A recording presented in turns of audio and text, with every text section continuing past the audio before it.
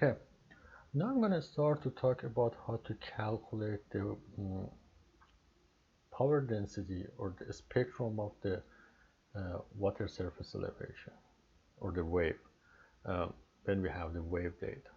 One of the probably the best method, there are different methods that we can calculate the spectrum, but one of the probably best method and widely used one is to use the Welch method or Welch spectrum to calculate the uh, uh, spectrum of the wave. Um, but before I can show how to use that in any programming language, there are a couple of things I have to explain earlier. By the way, uh, I think most of the programming language they have the Welch method already built in, so you can directly use them. But you need to set up some properties in order to um, use it properly. So let's to explain how it works. First, let's I show some data. For example, assume that there's a time vector like that, and then we have some wave data and want to measure to calculate the spectrum of that. Um, Remember, anytime what we want to do the spectral analysis, the data should be detrended. So any trend in the data, basically the mean from the data set should be removed, and data should be stationary. So probably we have to split it into the short period of time, maybe in half an hour or 1 hour, or depend on what we have. So if we measure for a very long time, we cannot analyze the whole data set at once. We have to split it into the shorter uh, time. So assume, for example, this is one. So assume we measure for 1 day of data. We have 24 hours of data, and then we split it to hourly data, and this is the first hour of data set we have. So it's a 1 hour of wave measurement, and we want to analyze that and get the wave properties. Uh, One of the simple methods that we go ahead and use this whole time series and to calculate the um, energy spectrum from that. The other way is that is that instead of going ahead and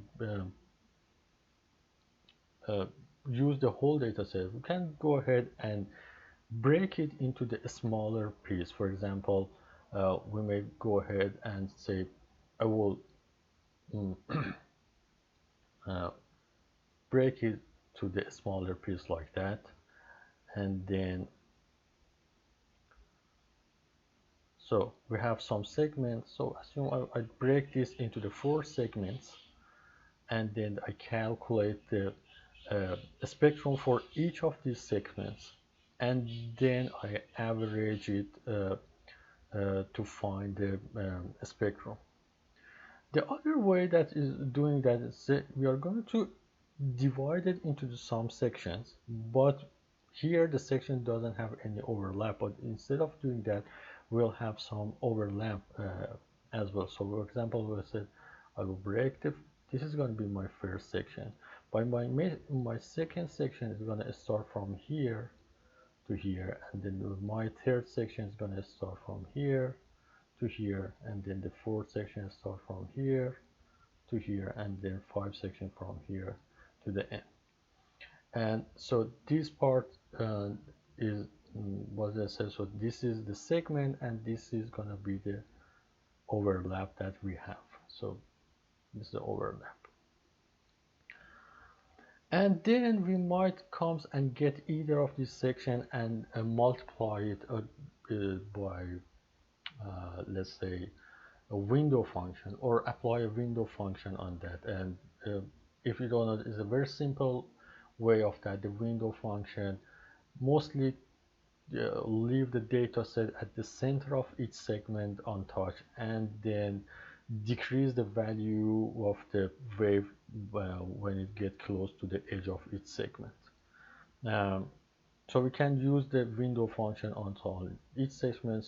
By doing that, mainly the data at the center of each segment is used for the energy calculation, and the data toward the very edge of each segment would be cancelled out. By the way, we need to compensate for the data that we cancel out uh, in our calculation. And then after we calculate the spectrum for each of these segments, we average them, and the outcome would be our spectrum.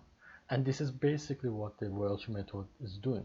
So if we have here, for example, uh, assume 1 hour of data, it's coming and it breaks it to the shorter period of downtime, and then each segment has the overlap with the previous one, and it calculates the spectrum for each of these segments, and then at the end it averages all the spectrum it calculates for each of these segments to find out um, uh, the final spectrum. One thing is that when we are dealing with the signal analysis, I would say it's very important that try to keep everything to the power of n. For example, if we have a data set here, maybe we want to say that this data set is, I will say, but whatever you choose it, make sure that it has the length of the data set is, for example, here, assume is 2 to the power of n, 2 to the power of n. So it's going to be 258 or 512 or I don't know 1 240 or uh, anyone. So is can be 128. So make sure that the length of the data set is something that um, um, I would say is to the power of. The same here, if you are choosing the length of each of them, make sure also the length of that segment also is to the power of n. So for example, uh, if I come here and say my the whole length is, for example, 1024 seconds, which is about 70 minutes of data, then I might come here and say that okay, I want to have each of my section is 100 to 156 data point, and then for the overlap I might then come say okay, for the overlap I would give, for example, 128 data points, which basically means that each segment has 50% overlap with the previous one. So whatever you do, make sure what every number you're choosing is going to be um, 2 to the power of n in that word. And if you are generating a data set, remember that if you do generate this set, most of the time you have the total number that you have in each segment. So the total data point would be equal to the duration of the segment times the sampling frequency. So for example here it depends on what's the length of the data point and how many if you have our duration is 2 to the power of n and the sampling frequency is also 2 to the power of n, automatically the total of data points we have would be 2 to the power of n. So make sure that all the numbers we have somehow be 2 to the power of n. Now let's go ahead and I'll show you how we can use the Welch method in practice. First I will show you how to do that in the show the MATLAB code, and then I show how to do it in the Python. So MATLAB has a p-Welch function that can be used to calculate the power spectrum. Remember that the p-Welch function is not part of the standard MATLAB library and is part of the signal processing toolbox. So you have to have access to signal processing toolbox in order to be able using this p-Welch function, and has to do that. If you're using the Python, one of the main one you can use it, the SciPy has the Welch function as a part of the signal library in the SciPy library, and you can use the Welch function to calculate the Welch spectrum. Now let's show how to calculate the Welch spectrum in MATLAB. So here I have a code I previously explained how to generate in another video, how to generate a wave. So here I generated a single sinusoidal wave, and then I calculate the Welch function for that, the Welch spectrum for that. Here I calculated, I used the sampling frequency of 64, which is the 2 to the power of 6. And I use the duration for the 1024 seconds, which is the 2 to the 10 seconds, or it's about 17 minutes of data.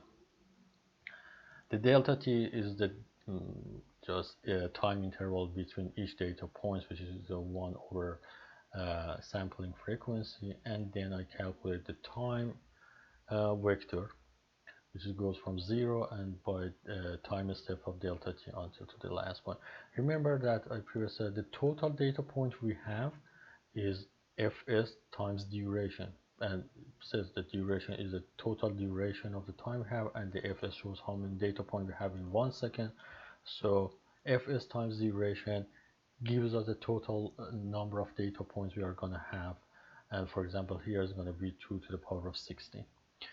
And for this example, again, I assumed an amplitude of 0.5 meter, the wave frequency of 4, and again, remember that wave frequencies don't get confused between the wave frequency and the sampling frequency. The wave frequency tells us physically how many full oscillation our wave has in 1 second, while the sampling frequency tells us how many data points we have in 1 second of our data set.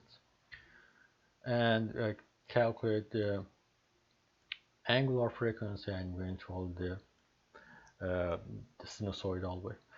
When we have the wave data here, and then I want to do that, one thing that we might want to do is to detrend the data set before sending it to Welch. Here I didn't do that because it's already is detrended. It doesn't have the mean of that is 0. But if our data has mean value that is not 0, we have to detrend the data, and the function is simply detrend y value. So we can use that detrend before passing it to the Welch function. So make sure you detrend the data if your data has any mean value. If it has a mean that except as 0, it means it's not 0. So here it shows how the Welch function works. So here x is the data set that we want to calculate. It's a spectrum, and then the window function, which is how we want to, well, as I said, window each segment of the set. And then it's going to be number of data points we have in number of overlap data points it has between each two segments of data set. And NFT basically just tells us how many data points is going to be when it's reported data. In simple word, the more data points you have, the smoother the spectrum would be. So we can go ahead and as I said, so add any number. So make sure that whatever number you add for NFT is not going to be larger than total of data points we have. So always keep it smaller than that or equal to that. And this is the sampling frequency. So to do that, simply if I want to use it in MATLAB, so the data I want to calculate the spectrum is the y value, so I put it there, and I just put the empty bracket here as for the windows, for the number of overlap, or for the NFFT. So it uses the default values, and then I use the sampling frequency for our sampling frequency. And then here I will plot the data by use the log. In most cases the logarithmic plot shows the data better than the simple plot, but it depends again, but in most cases it will be like that. Similar to that, we can do that in Python. So if we want to do it in Python, first we need to import the NumPy, SciPy, and MATLAB libraries. So we use NumPy for array calculation, SciPy for signal processing, and the MATLAB for drawing. And then similar to that, we define the sampling frequency, duration, time interval, and then the time vector. And here we calculate the wave data. Again, if the wave data has any trend in the data, if the mean of the data is not zero, we have to detrend the data before we pass it to the Welch function. And here is a Welch function. Again, x is the data we want to find its spectrum, and the sampling frequency, type of the window function we are going to use, number of data points in each segment, number of overlap between the segments, and then the number of FFT. So if I want to do that, I leave everything as default. I just use the y as the data we want to calculate the spectrum, and the fs equal to sampling frequency, and then eventually I use the log function to plot it. So again, here I use the octave. It says the octave is the alternative to MATLAB. If you have access to MATLAB, can use it. Otherwise, can use the octave, which is, it has some of the MATLAB functions, and it has the identical syntax with the MATLAB. So it's the alternative to MATLAB. Remember, if we want to use it, the one thing that we have to know, if we are in the MATLAB, we should have the signal processing toolbox installed, or we have the access to that. If you are in Octave, we have to have this, again, the signal processing toolbox loaded. So in Octave, to do that, we can just load the signal processing signal like that. So it loaded. After it loaded, so it can run. And in MATLAB, if you have the license for that, whenever the MATLAB comes out, it's already loaded in the memory. And if I run that, so that's what we are going to get. So it's going to be the frequency, and it's going to be the spectrum, and that's my spectrum calculated by Welch function. Similarly, here I can use it in the Python. Here, for example, I use the spider in Anaconda, and then if I run that, it just run that, and it calculates the Welch spectrum, and it gives us the Welch spectrum result. So see, this is how we can do that. I mentioned that again, if there is any trend in the data set, in our data set, we have to remove that trend. And if we are using the MATLAB, we can use the detrend function to remove the trend in the data set. Or if we are using the Python, we can use this, again, detrend function in the SciPy signal library to remove the trend from the data. So if our data has the mean value rather than 0, so we have to detrend the signal before we pass it to the Welch function. If it's there is no trend in the data set and the mean value is 0, so we can directly pass that to the Welch function. So if we need to add the detrend to the set stop here, as I said, our data doesn't have any trend. It means its mean values is 0, but assume we have the mean in the data, so we can go ahead and say we can detrend the data. So basically what we have here, we detrend it before we pass that to the Welch function. Similarly, we can do that if we have in the Python, if the mean of the data is not 0, we can detrend the data the same. So here we can go ahead and say